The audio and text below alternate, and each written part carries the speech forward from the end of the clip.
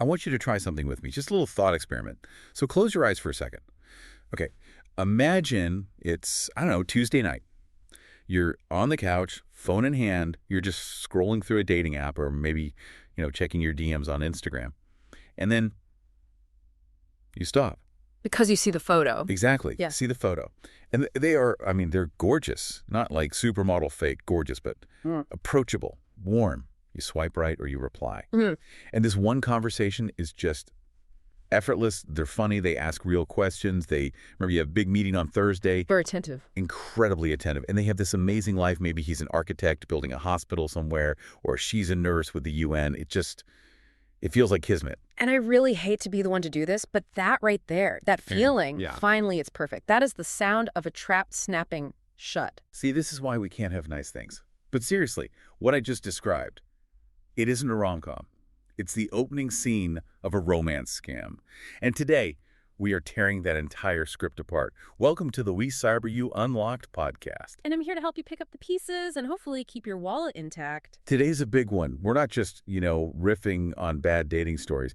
We have a massive dossier from WeCyberYou that breaks down the mechanics of this stuff. We're talking about a sophisticated billion-dollar industry designed to, hack your heart?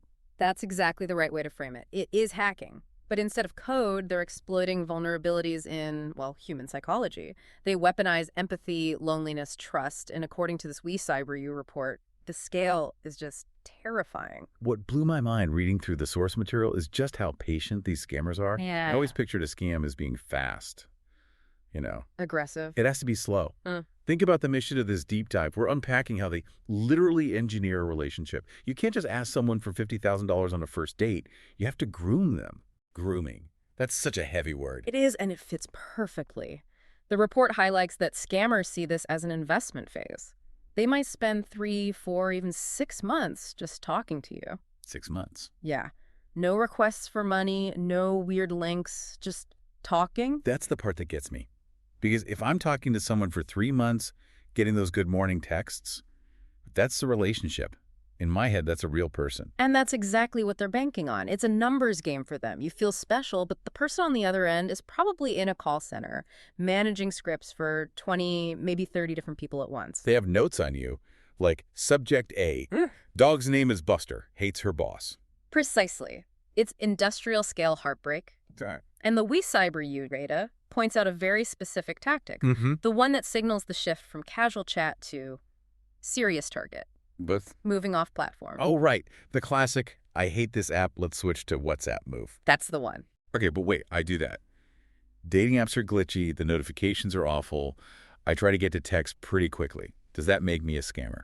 No. It makes you a human who likes things that work. And that's why the tactic is so brilliant, It mimics normal behavior. But for a scammer, it's a strategic necessity. Because they're afraid of getting banned. Exactly. Dating apps, social media, they have trust and safety teams. They have algorithms looking for keywords for suspicious IPs. If that scammer's profile gets nuked, they lose their investment. They lose you. So they need to get you into a private room. Think of it like a crowded party. That's the dating app. The scammer says, hey, it's too loud in here. Let's go to this quiet, soundproof basement where it's just the two of us. Okay, when you put it like that, it sounds like the start of a horror movie. Well, in a digital sense, it is. Once you're on WhatsApp, you are isolated. There's no moderation, no report user button. It creates this false intimacy, which is the perfect environment for the love bombing to kick into high gear. Let's talk about love bombing. The report mentions strong emotional language and rapid expressions of love. But again, isn't that just romance? A whirlwind. It mimics romance, but the intensity is it's dialed up to an unnatural level. Real relationships have a certain pacing, right? You test the waters. So I say I had a bad day. They don't just say, that sucks. No. They say, you are a queen who deserves the entire world, and I wish I was there to hold you right now. They mirror your desires perfectly. It's a dopamine hit. It's an eviction. They are literally training your brain to associate their name on your screen with a rush of feel-good chemicals. So later, when they ask for something... Your brain doesn't see a threat. It sees the source of all your happiness. Exactly. That's terrifyingly effective. Okay, I want to pivot to the who. We're talking to this person, but who are we actually seeing? The WeCyberYou report brought up AI-generated photos. This is the new frontier. It used to be they'd just steal photos, right? Or Yeah. random model from a catalog or something. And you could just do a reverse image search. You pop the photo in Google and says, hey, that's a dentist in Ohio, not Soldier John. Precisely. But generative AI changes the entire game. Now, a scammer can create a face that has literally never existed before. It's a ghost. So if I try to reverse search it, Yeah. nothing comes up. 0 results. And for a lot of people, they take 0 results as proof. They think, oh, this photo isn't anywhere else online. It must be real. Wow. So the lack of evidence becomes the evidence. It's insidious. And they pair these perfect, untraceable faces with very specific careers. The report lists the big 3: military oil rig worker and overseas contractor. Okay, I have to ask, why the oil rig? It feels like such a cliche at this point. Why does that still work? Because it solves a logistical problem, a huge one. Think about it. The scammer can never meet you. They need an excuse for bad internet so they can't video call. And they need a reason to be wealthy, but also unable to access their money. So the oil rig covers all those bases. Perfectly. I'm in the middle of the North Sea, honey. The signal is terrible. That's why I can't FaceTime. It turns all the red flags into, like, plot points in their story. It does. It frames their unavailability as this heroic sacrifice. They aren't avoiding you. They are working hard for your future. It quiets that little voice in your head. So we have the setup, the isolation, the fake identity with the perfect excuse. And now comes the turn. The report calls it the pivot. The pivot to crisis. This is where the genre shifts from romance to thriller. So let's go back to our couple. I've been talking to Jack, the architect, for 3 months. We're in love. He's coming home in 2 weeks. And then you get a message. But it's not good morning, beautiful. It's frantic. Something happened. My stomach just dropped even imagining that. That's the response they want. They introduce a sudden, high-stakes emergency. The equipment for the hospital is stuck at customs.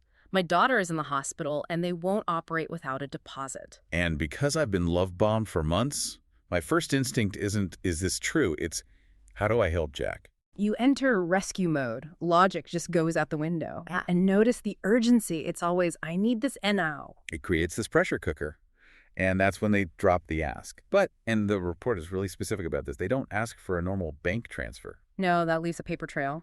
They ask for the untraceables, cryptocurrency, wire transfers, and the one that baffles everyone, gift cards. This is the one I really struggle with. Why would a sophisticated architect need $5,000 in Apple iTunes cards? How does anyone rationalize that? It seems ridiculous in the cold light of day. Yeah. But in the moment, they have a script. It's a bribe for the customs official. Or, I can trade these for cash instantly on a local exchange. They have an answer for everything. Everything. Yeah. And if you hesitate, they weaponize the relationship. I thought you loved me. I thought we were partners. That's so manipulative. And the WeCyberYou source emphasizes another layer here. Secrecy. The us against the world narrative. They will beg you not to tell anyone. I'm just so embarrassed I have to ask. Why is that secrecy so critical for them? Because of the friend check. They know that if you tell your sister, Jack the architect needs iTunes cards, your sister is going to grab your phone and throw it in a river. My sister absolutely would. Right. A third party breaks the spell because they aren't drowning in dopamine. They see the facts. So the scammer has to isolate you from your herd. Let's talk about the aftermath, because the consequences in the report are just brutal. Obviously the money. And we're talking life-altering sums. The report notes victims drain everything. Retirement funds, savings, college funds. But there was a line in the WeCyberYou report that really stuck with me. It said, it's more than just money. It brought up identity theft.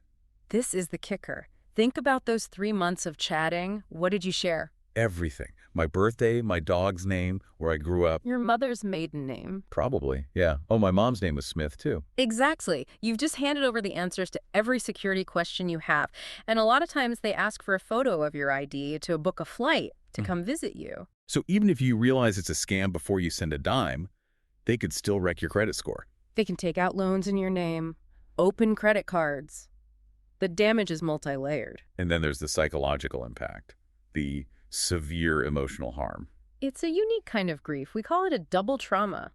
You're not just a victim of a crime, you're a victim of heartbreak. You have to mourn someone who never even existed. All while dealing with the shame of being defrauded. Right, and that shame is paralyzing.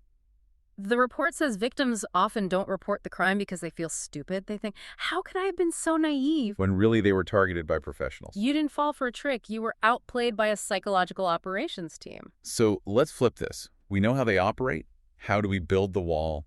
The WeCyberYou report has some really actionable defenses. The first one feels like their kryptonite. The video call test. It sounds so simple. It is, and that's why it works. The report says a refusal to meet in person or do video calls is the #1 red flag. I mean, it's 2026. Everyone has a smartphone. So if Jack says his camera is broken, You say, go borrow your buddy's phone. If he says the signal is too weak, you say, send me a 10-second video clip. Just say my name and today's date. oh, the proof of life video? I like that. Exactly. If they can't or won't do that, walk away.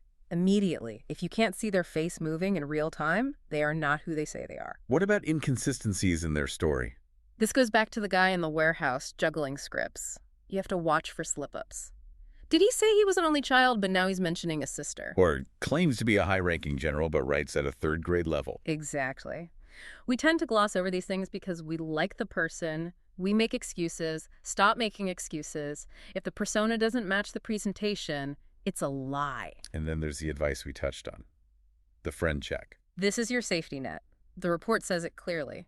Talk to friends or family. Show the profile to your most cynical friend. We all have one of those. Use them. Tell them the story. Watch their face. If they look horrified, listen to them. And finally, the golden rule. The big one. Never, ever send money or your financial details to someone you haven't met in person. Period. No exceptions. I feel like we need to get that tattooed on our foreheads. It sounds harsh, but if you met someone at a bar on Friday, you wouldn't give them a $10,000 loan on Tuesday, right? The internet shouldn't change that. True love does not require a wire transfer. True love doesn't require a wire transfer. That's the quote of the day. So let's bring this deep dive home. We've looked at the WeCyberYou report, and the picture is clear. This isn't bad luck. It's a systematic attack. It is. They isolate you, they rush intimacy, they invent a crisis, and they absolutely bank on your silence. But the good news is, once you can see the strings, the puppet show just stops working. Awareness is the antidote. When you know that oil rig plus broken camera plus emergency equals scam, you just don't get sucked in. You spot the pattern, you block them. I really want to emphasize that all this insight came directly from WeCyberYou. We barely scratched the surface. If you want to protect yourself, your family, your friends, you really need to follow their channel and visit WeCyberYou.com. They have so much more educational cybersecurity content just like this. I can't recommend it enough. We live our lives online. You need to know the rules of the road, and WeCyberYou is a fantastic place to learn them. Before we sign off, is there one final thought you want to leave our listeners with? Something for them to chew on? Yeah, I keep coming back to the silence. The scammers win when we're too ashamed to talk about this. So my question is this. What if we start talking about romance scams at the dinner table? What if we tell our friends about that weird DM we got? Do we strip them of their power? By refusing to be embarrassed, do we just destroy their entire business model? I love that. Shame thrives in the dark. Let's turn the lights on, stay safe out there, keep your heart open but your wallet closed, and stay connected to real people. Thanks for listening to the WeCyberYou Unlocked podcast. Stay safe, everyone.